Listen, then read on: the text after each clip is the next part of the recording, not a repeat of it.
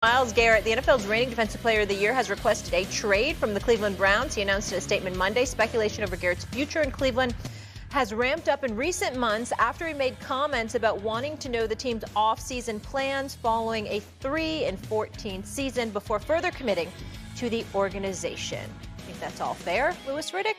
In my humble opinion, which team should want Myles Garrett the most?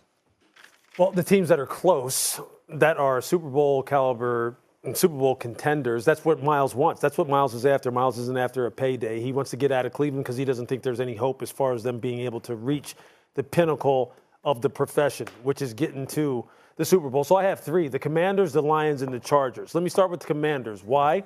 Third most cap space in 2025, have great coaching, have great management, and have a quarterback that right now is the talk of the NFL outside of the people that right now are participating in the Super Bowl.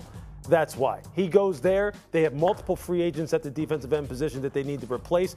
And Myles is an absolute organization changer or enhancer. They don't need the organization to be changed as far as culture in Washington. They just need it enhanced from a defensive line perspective. He automatically does that. The Lions, look, it's well known what they lack in terms of pass rush and what they lacked this year. Aiden Hutchinson coming back off of injury.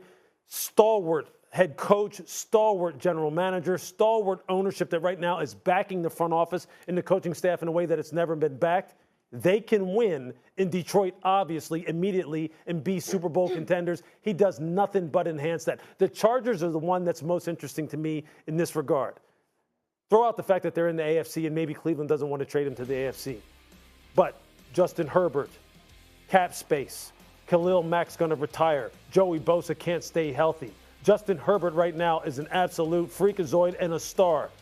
Jim Harbaugh is one of the best coaches in the entire NFL who has ownership and the front office firmly backing him and behind him. Those are the three teams that have the cap space, they have the football structure, and they're right on the cusp of doing big things in the NFL that probably Myles would be attracted to, and they should be attracted to him because he could help nudge them further down the road to maybe, in the case of the Chargers, toppling Kansas City in the West.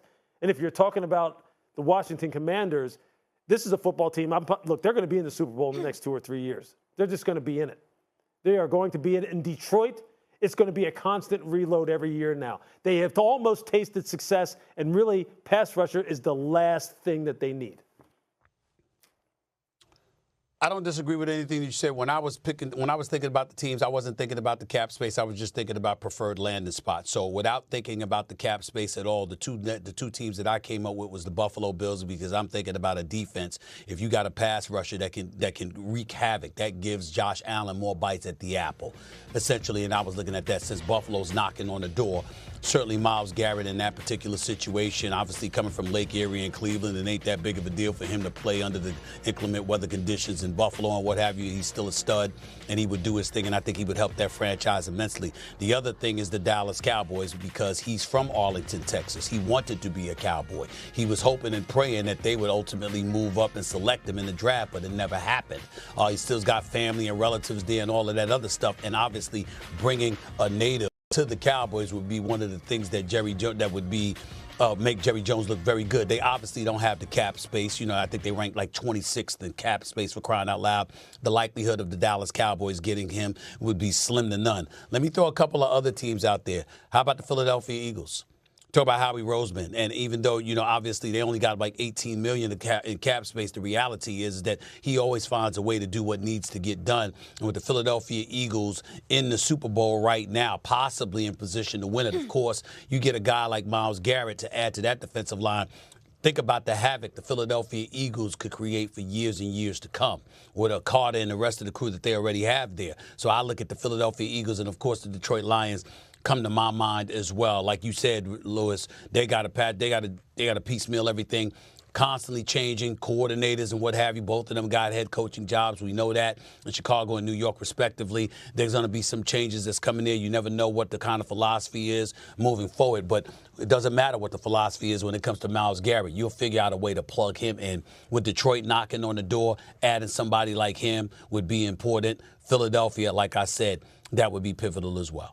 Okay, so this all starts with Cleveland and what their viewpoint is at the number 2 pick in this year's draft. Okay, so how realistic this becomes starts with that. They have to get a quarterback. If they think one of those 2 picks, that at least the top 2 quarterbacks, Cam Ward and Shedeur Sanders, at least by all accounts, if they think that they're worthy of that pick, then I think they can be even a little bit more selective if you're the Cleveland Browns. If they deem that neither of those guys are worthy of that second pick, then quarterback has to be a part of this trade request if it's going to kind of come to fruition. Stephen, I'll touch the Dak Prescott one. That's when the Cowboys become realistic, but the problem is, to your point, the salary cap for Dallas. The second point is Dak would have to waive his no-trade clause, and the third point is Cleveland right now is $63 million over the cap. So it just seems unlikely while that would fix the quarterback situation. That's why I go to Minnesota. I go to Minnesota because if you're the Browns and you sit there and go, no, those quarterbacks, we don't like them.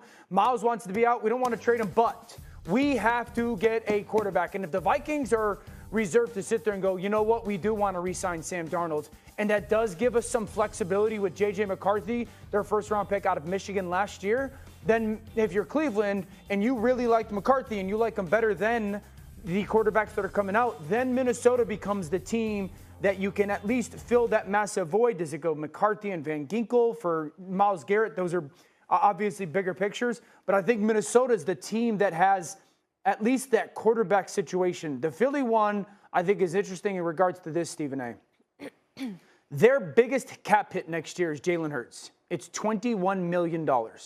That is the smallest, largest team cap hit in the NFC, meaning that their most expensive player is the least expensive out of every team in the NFC. So cap space-wise, they actually have the ability to do it. That's because their drafts over the last 4 years have just been so phenomenal. So I do agree that the Philly one is something that is realistic if you were the Cleveland Browns and Philadelphia. Minnesota for me. Yeah, what's most interesting about this is what is Andrew Berry's position on this and how could it potentially change down the road? Because, look, I do believe that at some point in time he's going to have some talks with some people because Myles Garrett would not have issued this statement, would not have put it in writing if he wasn't going to be dug in and he wasn't going to be committed. That's for sure. I totally agree. We both know that because we talked to him. Right. And he was very calculated as far as what he wanted to see get done and what kind of assurances he wanted that this organization was going to do what was necessary. Right. Look, Philly. Lewis. Like yeah, go ahead. Guys, I got to hit the top of the hour. Let me say this. Look, Myles Garrett this is not a money play. The man wants to be in a better situation. And Andrew Berry, we got to make sure we understand, Molly, that really wasn't him that decided to go out there and give Deshaun Watson $230 million guaranteed years ago. That was an ownership move. Yep, but nevertheless, Stephen, I want to keep you on top for 14 plus years. So let's hit this break. Coming up, fresh hour here. Could Jalen?